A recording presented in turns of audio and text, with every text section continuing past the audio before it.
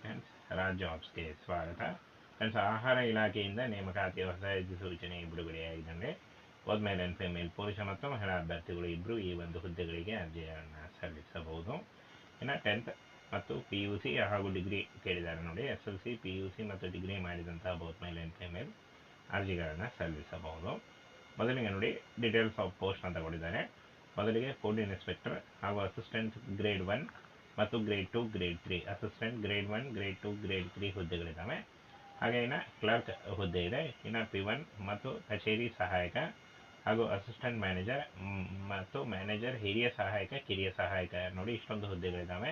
ಈ ಒಂದು ಹುದ್ದೆಗಳಿಗೆ ಆಯ್ಕೆ ಮಾಡಿಕೊಂಡು ನೀವು ಅರ್ಜಿಗಳನ್ನು ಸಲ್ಲಿಸಬೇಕು. ಫುಡ್ ಇನ್ಸ್ಪೆಕ್ಟರ್ ಹುದ್ದೆಗಳಿಗೆ PUC ಮತ್ತು ಡಿಗ್ರಿ ಕೇಳಿದ್ದಾರೆ. ಅಸಿಸ್ಟೆಂಟ್ ಸಹಾಯಕ ಗ್ರೇಡ್ 1, 2, 3 ಈ ಒಂದು ಹುದ್ದೆಗಳಿಗೆ ಡಿಗ್ರಿ ಕೇಳಿದ್ದಾರೆ ನೋಡಿ. ಇನ್ನು ಕ್ಲರ್ಕ್ ಹುದ್ದೆಗಳಿಗೆ ಅರ್ಜಿ ಸಲ್ಲಿಸುವಂತಹ ಅಭ್ಯರ್ಥಿಗಳಿಗೆ ಡಿಗ್ರಿ ಕೇಳಿದ್ದಾರೆ.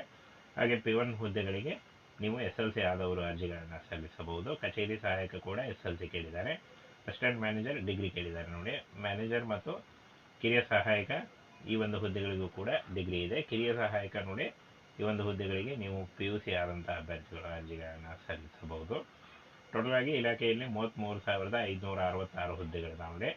ಈ ಒಂದು ಹುದ್ದೆಗಳು ಸೆಂಟ್ರಲ್ ಗವರ್ಮೆಂಟ್ ಹುದ್ದೆಗಳಾಗಿರ್ತವೆ. ಹಾಗೆ ಈ ಒಂದು ಹುದ್ದೆಗಳಿಗೆ ಫ್ರೆಂಡ್ಸ್ ನೀವು ಆನ್ಲೈನ್ ಮೂಲಕ ಅರ್ಜಿಗಳನ್ನು ಸಲ್ಲಿಸಬಹುದು. ಹಾಗೆ ಕರ್ನಾಟಕದಲ್ಲೂ ಕೂಡ ಹುದ್ದೆಗಳಿದ್ದಾವೆ. ಕರ್ನಾಟಕದಲ್ಲಿ 5,000ಕ್ಕೂ ಅಧಿಕ ಉದ್ಯೋಗಗಳಿದ್ದಾವೆ ನೋಡಿ. ಎಲ್ಲ ಜಿಲ್ಲೆಯಲ್ಲೂ ನೇಮಕಾತಿಯಾಗುತ್ತೆ. ಇನ್ನು ಫ್ರೆಂಡ್ಸ್, ಈ ಒಂದು ಹುದ್ದೆಗಳ ಬಗ್ಗೆ ಸಂಬಂಧಪಟ್ಟಂತೆ ಕರ್ನಾಟಕದಲ್ಲಿ ಎಷ್ಟು ಹುದ್ದೆಗಳಿದ್ದಾವೆ ಅದನ್ನ ಆಲ್ರೆಡಿ ತಿಳಿಸ್ಕೊಟ್ಟಿದ್ದೀನಿ.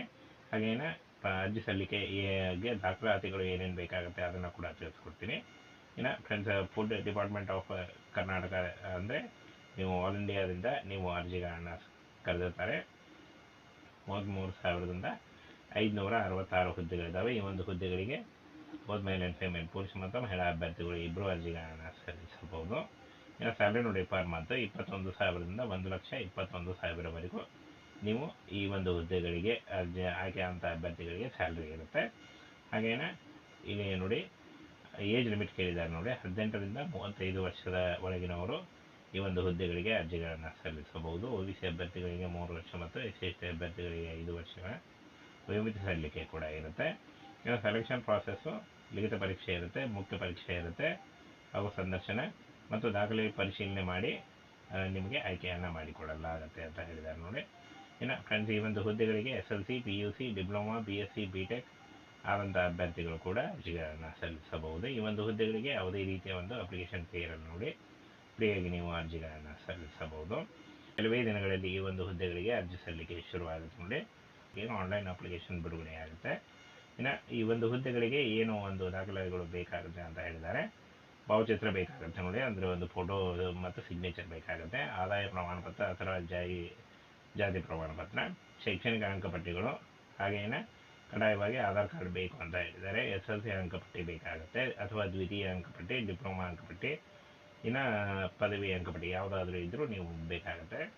ಇನ್ನು ಅನುಭವ ಪ್ರಮಾಣ ಪತ್ರ ಇದ್ದಲ್ಲಿ ಅಂತ ಹೇಳಿದ್ದಾರೆ. ಕಡ್ಡಾಯವಲ್ಲ ಅಂತ ಹೇಳಿದ್ದಾರೆ. ಇದ್ರೆ ಮಾತ್ರ ನೀವು ಇಷ್ಟೊಂದು ಈ ಒಂದು ದಾಖಲೆಗಳನ್ನು ತೆಗೆದುಕೊಂಡು ಆನ್ಲೈನ್ ಮೂಲಕ ಅರ್ಜಿಗಳನ್ನು ಸಲ್ಲಿಸಬಹುದು.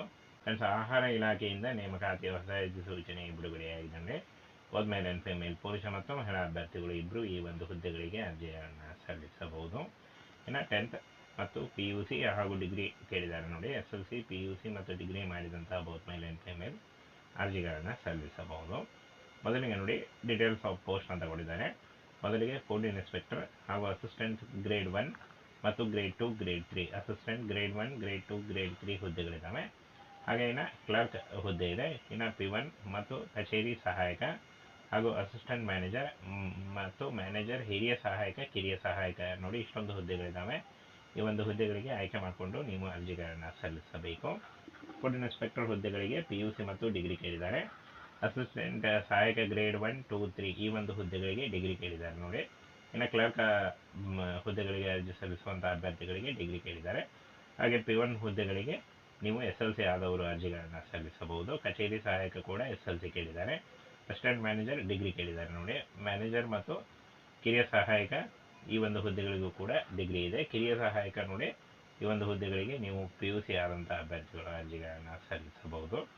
ಟೋಟಲ್ ಆಗಿ ಇಲಾಖೆಯಲ್ಲಿ 33,566 ಹುದ್ದೆಗಳಿದ್ದಾವೆ. ಈ ಒಂದು ಹುದ್ದೆಗಳು ಸೆಂಟ್ರಲ್ ಗವರ್ಮೆಂಟ್ ಹುದ್ದೆಗಳಾಗಿರ್ತವೆ. ಹಾಗೆ ಈ ಒಂದು ಹುದ್ದೆಗಳಿಗೆ ಫ್ರೆಂಡ್ಸ್, ನೀವು ಆನ್ಲೈನ್ ಮೂಲಕ ಅರ್ಜಿಗಳನ್ನು ಸಲ್ಲಿಸಬಹುದು. ಹಾಗೆ ಕರ್ನಾಟಕದಲ್ಲೂ ಕೂಡ ಹುದ್ದೆಗಳಿದ್ದಾವೆ. ಕರ್ನಾಟಕದಲ್ಲಿ 5,000ಕ್ಕೂ ಅಧಿಕ ಉದ್ಯೋಗಗಳಿದ್ದಾವೆ ನೋಡಿ. ಎಲ್ಲ ಜಿಲ್ಲೆಯಲ್ಲೂ ನೇಮಕಾತಿ ಆಗುತ್ತೆ. ಇನ್ನು ಫ್ರೆಂಡ್ಸ್, ಈ ಒಂದು ಹುದ್ದೆಗಳ ಬಗ್ಗೆ ಸಂಬಂಧಪಟ್ಟಂತೆ ಕರ್ನಾಟಕದಲ್ಲಿ ಎಷ್ಟು ಹುದ್ದೆಗಳಿದ್ದಾವೆ ಅದನ್ನ ಆಲ್ರೆಡಿ ತಿಳಿಸ್ಕೊಟ್ಟಿದ್ದೀನಿ. ಹಾಗೇನ ಅರ್ಜಿ ಸಲ್ಲಿಕೆಗೆ ದಾಖಲಾತಿಗಳು ಏನೇನು ಬೇಕಾಗುತ್ತೆ ಅದನ್ನು ಕೂಡ ತಿಳಿಸ್ಕೊಡ್ತೀನಿ. ಇನ್ನು friends, food department of Karnataka ಅಂದರೆ ನೀವು ಆಲ್ ಇಂಡಿಯಾದಿಂದ ನೀವು ಅರ್ಜಿಗಳನ್ನು ಕರೆದಿರ್ತಾರೆ. 33,566 ಹುದ್ದೆಗಳಿದ್ದಾವೆ. ಈ ಒಂದು ಹುದ್ದೆಗಳಿಗೆ ಬೋತ್ ಮೇಲ್ ಆ್ಯಂಡ್ ಫಿಮೇಲ್, ಪುರುಷ ಮತ್ತು ಮಹಿಳಾ ಅಭ್ಯರ್ಥಿಗಳು ಇಬ್ಬರು ಅರ್ಜಿಗಳನ್ನು ಸಲ್ಲಿಸಬಹುದು. ಇನ್ನು ಸ್ಯಾಲರಿ ನೋಡಿ ಪರ್ ಮಂತ್ 21,000ದಿಂದ 1,21,000ವರೆಗೂ ನೀವು ಈ ಒಂದು ಹುದ್ದೆಗಳಿಗೆ ಆಯ್ಕೆ ಅಂತ ಅಭ್ಯರ್ಥಿಗಳಿಗೆ ಸ್ಯಾಲ್ರಿ ಇರುತ್ತೆ.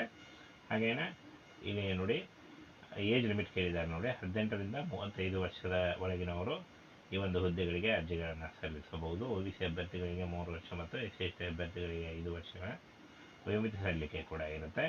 ಇನ್ನು ಸೆಲೆಕ್ಷನ್ ಪ್ರಾಸೆಸ್ಸು ಲಿಖಿತ ಪರೀಕ್ಷೆ ಇರುತ್ತೆ, ಮುಖ್ಯ ಪರೀಕ್ಷೆ ಇರುತ್ತೆ, ಹಾಗೂ ಸಂದರ್ಶನ ಮತ್ತು ದಾಖಲೆ ಪರಿಶೀಲನೆ ಮಾಡಿ ನಿಮಗೆ ಆಯ್ಕೆಯನ್ನು ಮಾಡಿಕೊಳ್ಳಲಾಗುತ್ತೆ ಅಂತ ಹೇಳಿದ್ದಾರೆ ನೋಡಿ. ಇನ್ನು ಫ್ರೆಂಡ್ಸ್, ಈ ಒಂದು ಹುದ್ದೆಗಳಿಗೆ SLC, PUC, diploma, BSc, BTech ಆದಂಥ ಅಭ್ಯರ್ಥಿಗಳು ಕೂಡ ಅರ್ಜಿಗಳನ್ನು ಸಲ್ಲಿಸಬಹುದು. ಈ ಒಂದು ಹುದ್ದೆಗಳಿಗೆ ಯಾವುದೇ ರೀತಿಯ ಒಂದು ಅಪ್ಲಿಕೇಶನ್ ಫೀ ಇರಲ್ಲ ನೋಡಿ. ಫ್ರೀಯಾಗಿ ನೀವು ಅರ್ಜಿಗಳನ್ನು ಸಲ್ಲಿಸಬಹುದು. ಕೆಲವೇ ದಿನಗಳಲ್ಲಿ ಈ ಒಂದು ಹುದ್ದೆಗಳಿಗೆ ಅರ್ಜಿ ಸಲ್ಲಿಕೆ ಶುರುವಾಗುತ್ತೆ ನೋಡಿ. ಏನು ಆನ್ಲೈನ್ ಅಪ್ಲಿಕೇಶನ್ ಬಿಡುಗಡೆ ಆಗುತ್ತೆ. ಇನ್ನು ಈ ಒಂದು ಹುದ್ದೆಗಳಿಗೆ ಏನು ಒಂದು ದಾಖಲೆಗಳು ಬೇಕಾಗುತ್ತೆ ಅಂತ ಹೇಳಿದ್ದಾರೆ.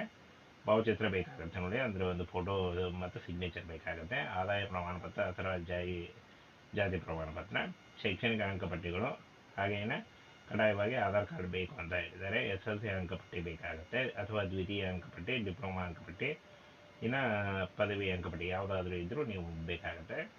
ಇನ್ನು ಅನುಭವ ಪ್ರಮಾಣ ಪತ್ರ ಇದ್ದಲ್ಲಿ ಅಂತ ಹೇಳಿದ್ದಾರೆ. ಕಡ್ಡಾಯವಲ್ಲ ಅಂತ ಹೇಳಿದ್ದಾರೆ. ಇದ್ದರೆ ಮಾತ್ರ ನೀವು ಈ ಒಂದು ದಾಖಲೆಗಳನ್ನು ತೆಗೆದುಕೊಂಡು ಆನ್ಲೈನ್ ಮೂಲಕ ಅರ್ಜಿಗಳನ್ನು ಸಲ್ಲಿಸಬಹುದು.